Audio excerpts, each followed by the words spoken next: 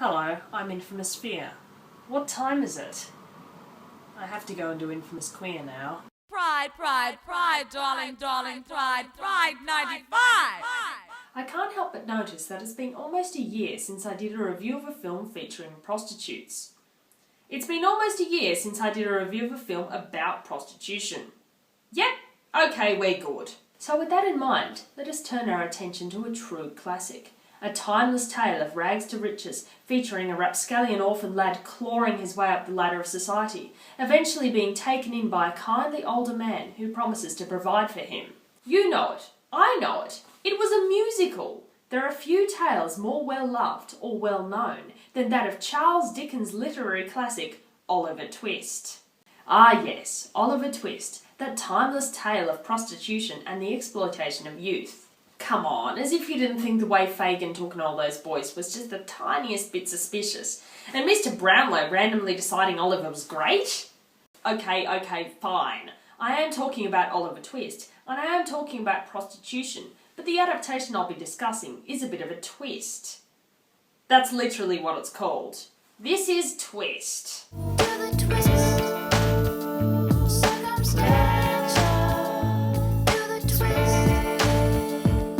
Ah yes, Twist.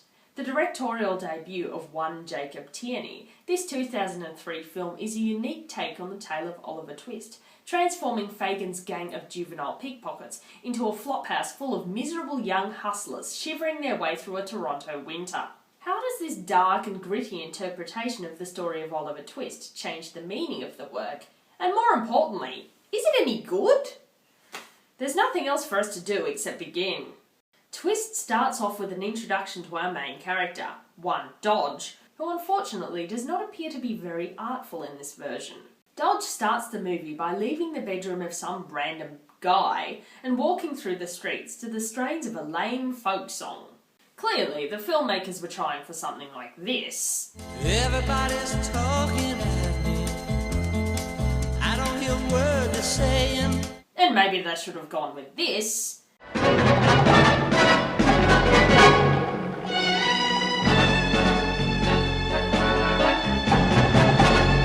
But instead, we ended up with, well, this. You flicker, you burn. Insert your own scathing comment on the state of Canadian independent cinema here. I personally won't say anything, considering that I come from a country just as marginalised, stereotyped and ignored as Canada, so it would kind of be stupid for me to make fun of them. But this scene goes on for ages, imbibing the whole rest of the story with an infusion of grade A lame.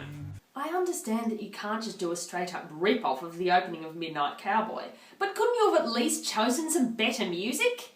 Fine, I'll do it for you. I know that I've imagined love before, and how it could be with you. Really hurt me, baby. Really hurt me, baby. How can you have a day without a night? And again.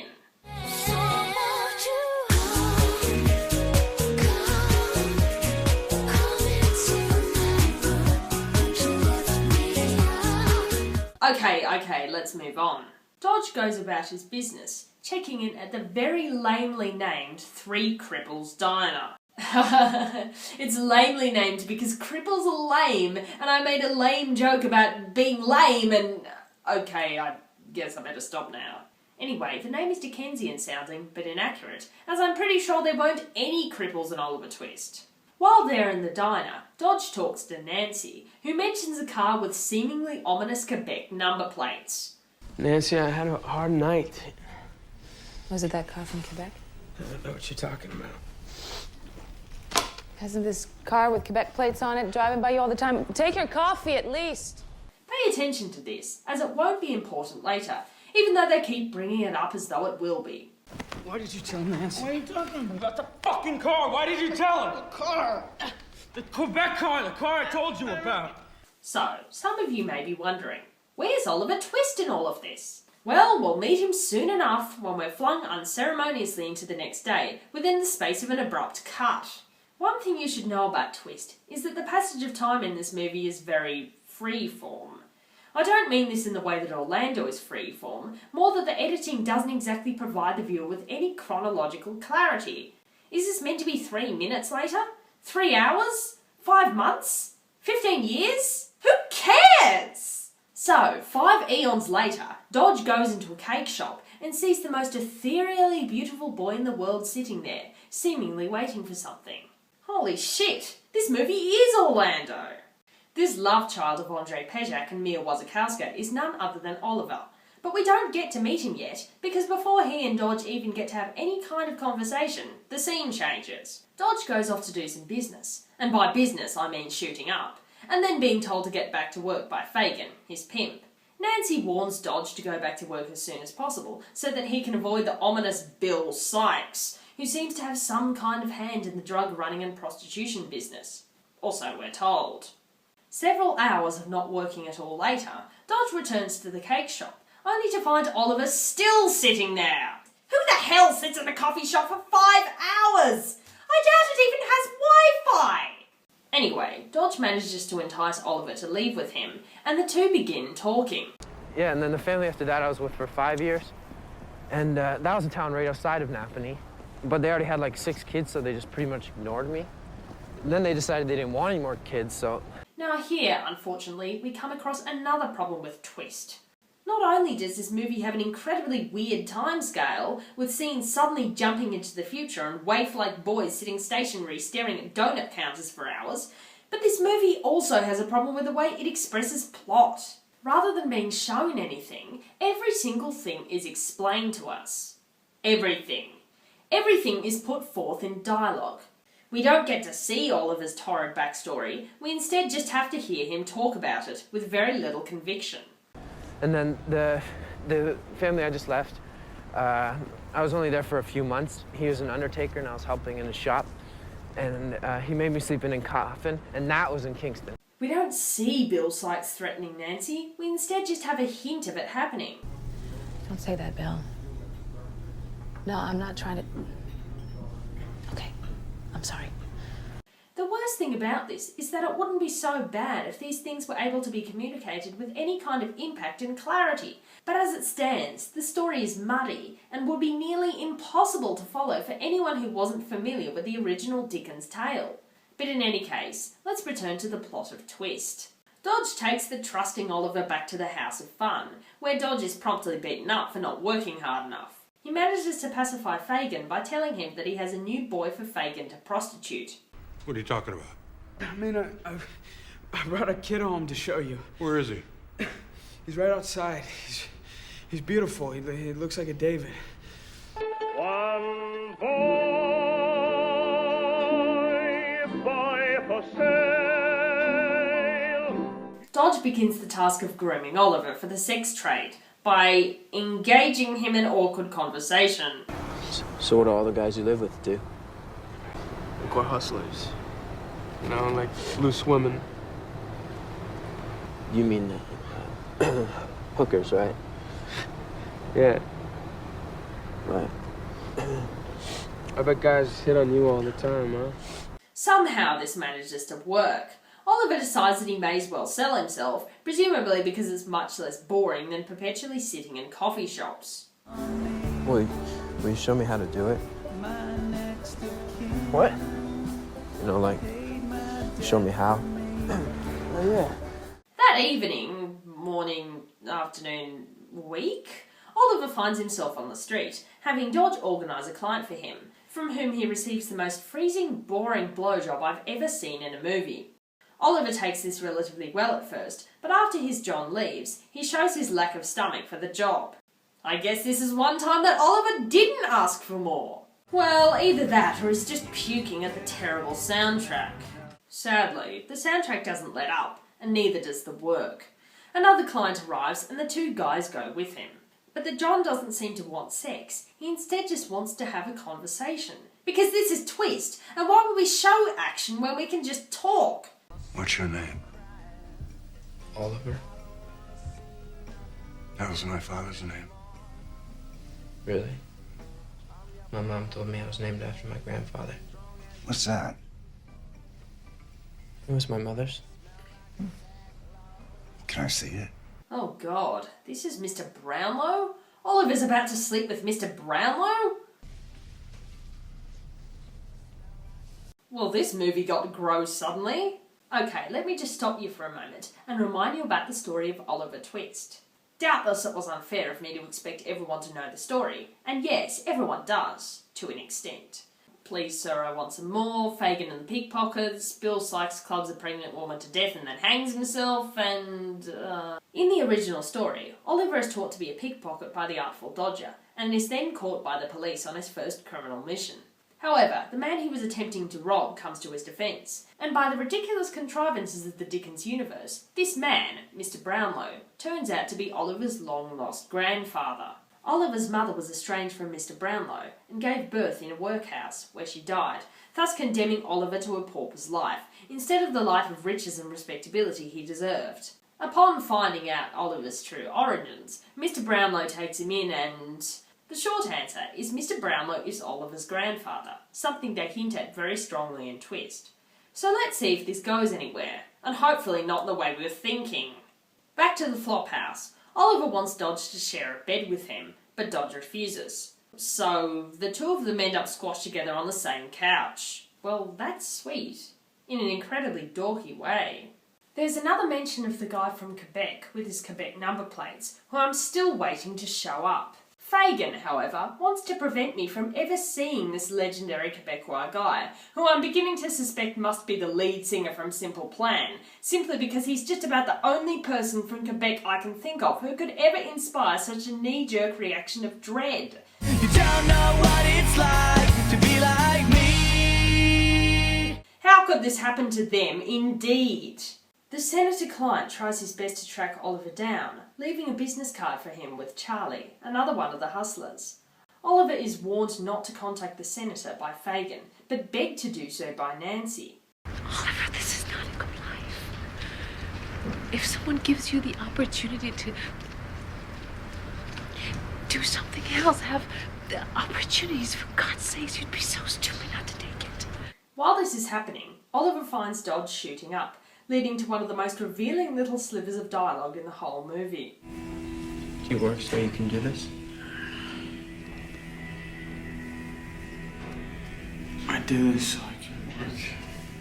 Now, sex work isn't exactly the easiest job, and depending on your state of mind, might not necessarily be mentally healthy, especially when you're in a vulnerable position like Dodge clearly is. But this inability to cope with the nature of his job seems to indicate a deeper problem.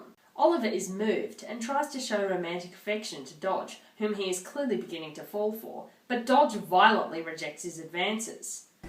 What the fuck did I tell you about this? No. Why not? Because I don't fucking want to, okay? Is that a good enough reason for you? I don't fucking want to, then I just fucking don't! Perhaps he's trying his hardest to avoid any kind of romantic attention, and can only cope with sex when it's purely in the context of business. Maybe he's not gay. Maybe it's internalised homophobia. In any case, it's clear that Dodge has a disordered and uncomfortable relationship with sexuality. I feel I should get out my trigger warning shirt just in case. Later, the two go out to work. Oliver is off on his way to serve as Mitt Romney, when Dodge is approached by someone he knows, but very much wants to avoid. The man pays him to have a conversation! Thankfully, in this case, a conversation was better than any other kind of action the two men would have otherwise done, for this new addition to the movie is Dodge's brother, David.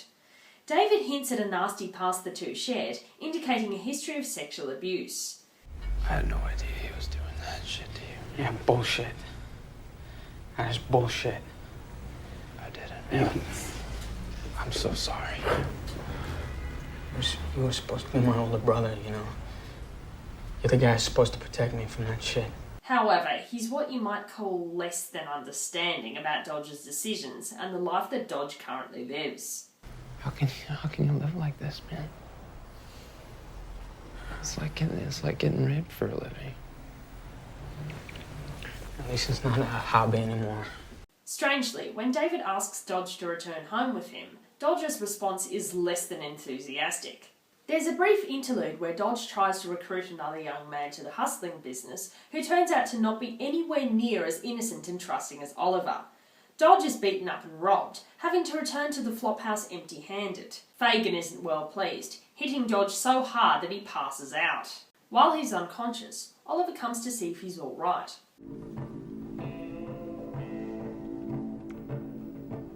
Well, Oliver sure has a one-track mind.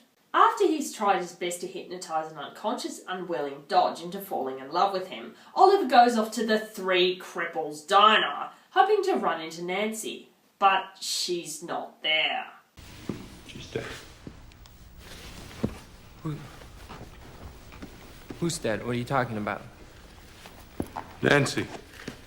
Oh, it turns out that Nancy's dead. Yes, she was beaten to death by Bill Sykes. Off screen. Are we ever going to see Bill Sykes in this movie? Do we even get to see his dog? Oh, god damn it, twist! So now, the proverbial shit has started to get real, or as real as it can get in a movie that refuses to show half of the plot of Oliver Twist actually on screen. Fagin loads up his gun. Charlie cooks himself a hit of heroin. Suddenly, Fagin shoots himself in a way that manages to leave absolutely no wound or blood splatter or anything. Amazing! Oliver eventually manages to find the senator's house, only for the man to unceremoniously tell him to go away and that they'll talk later.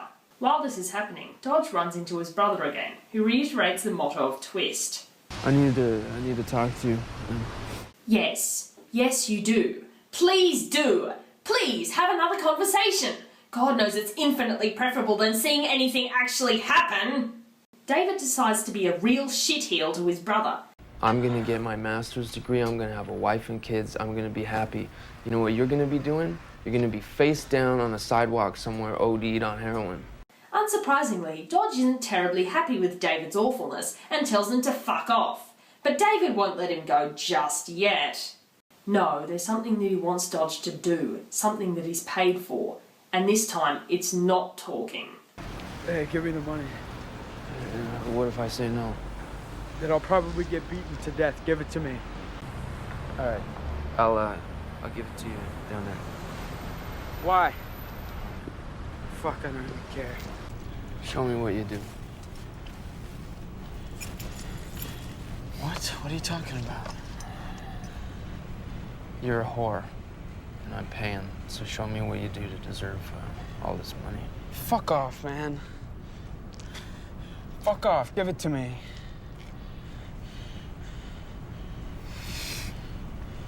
Show me what you do. I don't know. What are you? I don't know if you're trying to be funny or what, man. Don't be a fucking asshole. Okay, well, I don't take back money tonight, man.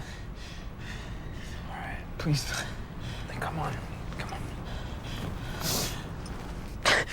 on. Don't do this. I don't do this. I don't do this, all right? You do this. Why are you doing this to me, man? You can't just leave.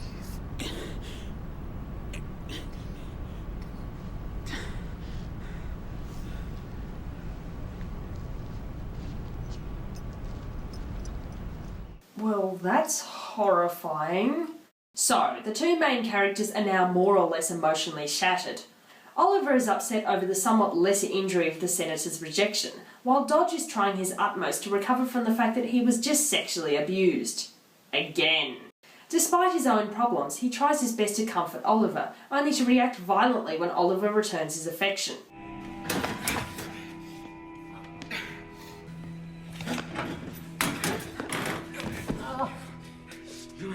Come on, this is what you want. Huh? Huh? You fucking whore! Oh god, please tell me he's not going to rape him. Thankfully, the scene is just a brutal beating, as opposed to sexual assault, but it's still shocking in its violence. You fucking whore! I felt like destroying something beautiful. But wait, we forgot something, and this time it's not the man with Quebec plates. Remember Bill Sykes? You know, the guy who was maybe sort of kind of perhaps in this movie but we've never actually seen him? Well, since he allegedly brutally murdered Nancy, Dodge decides to take his newfound talent for violence to Bill's house in order to wreak revenge. Oh, well, I guess he shot him. Can we at least see the body? Oh, I guess that's a no then. Apparently, a nuclear apocalypse also happened off screen because suddenly the film shows us several random shots of the now deserted city with ghostly voices echoing through it as if everyone is now dead. Well, that was a weird ending. I don't seem to remember Oliver Twist ending with everyone being irradiated, but suddenly the movie starts again. The exact same room, the exact same guy in a bed, but this time it's Oliver in the green singlet, saying the exact same lines and leaving the exact same way. What time is it? What time is it? Almost 5:30. Why? It's 5:30. Why? We gotta go. I gotta go. What? What's wrong? I had the pear dream again.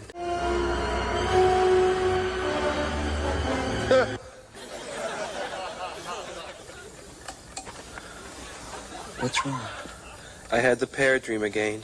So, apparently the whole movie was just some kind of cursed time loop. Dodge fulfilled his duty and then transferred his burden onto Oliver, who is doomed to repeat it. Each man can only escape when they have trained a replacement.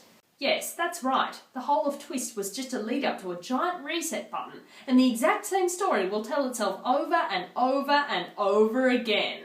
Just like Manos the Hands of Fate. I am Torgo. I take care of the place while the master is away. I am Michael. I take care of the place while the master is away. We gotta go. I gotta go. Now, this movie is what you might call interestingly flawed. The basic premise itself, a recreation of the story of Oliver Twist featuring sex workers instead of pickpockets, lends itself well to the structure of the original work. But how good is this as an adaptation of Oliver Twist?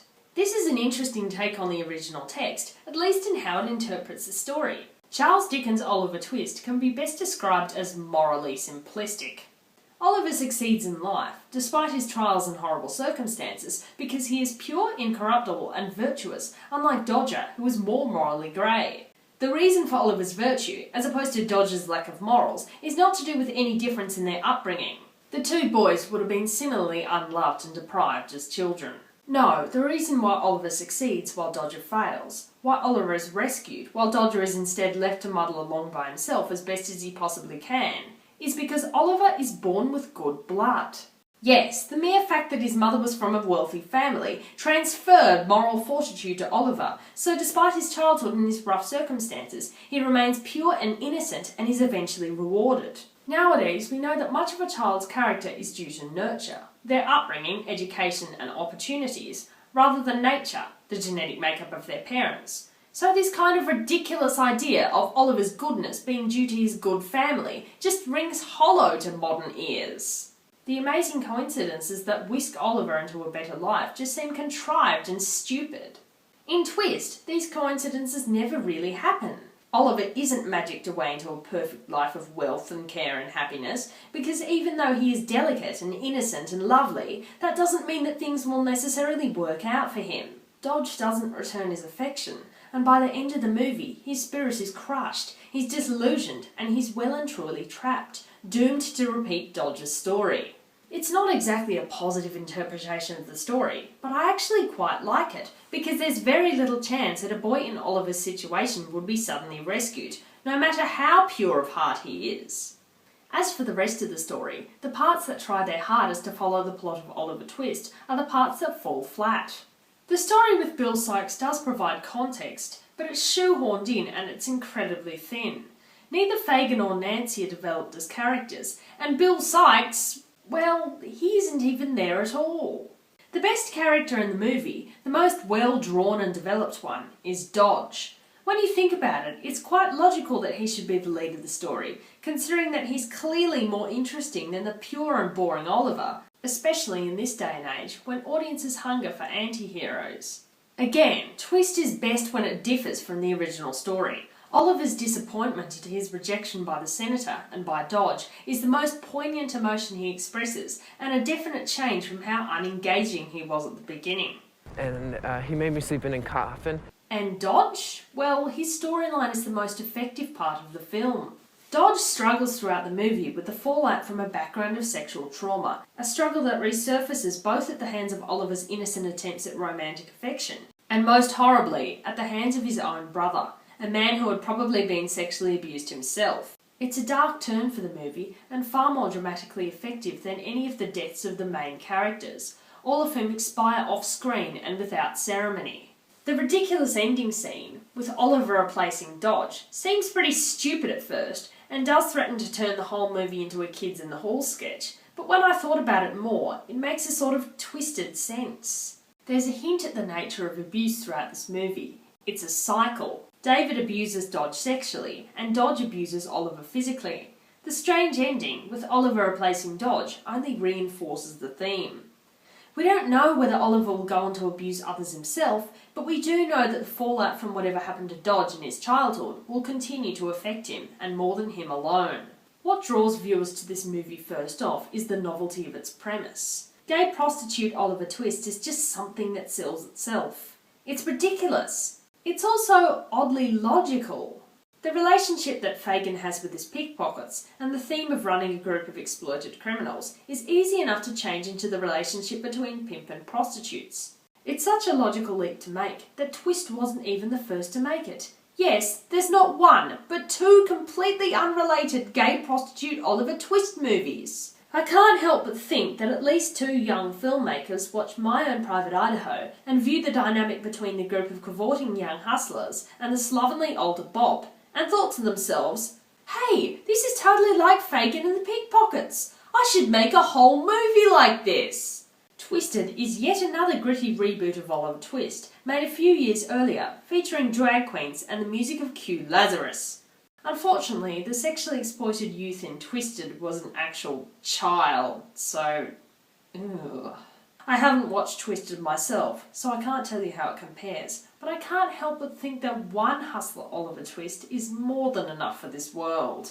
So that was Twist. Ineptly made, chronologically impaired, and badly scored, this movie is almost more trouble than it's worth. The story is grim, the shots are monotonous, and far too much of the plot is expressed through clunky expositional dialogue rather than actual filmed scenes. So did this movie shit on Dickens' grave, or is there anything at all to recommend here? Well, yes! The movie is flawed, but it's interesting.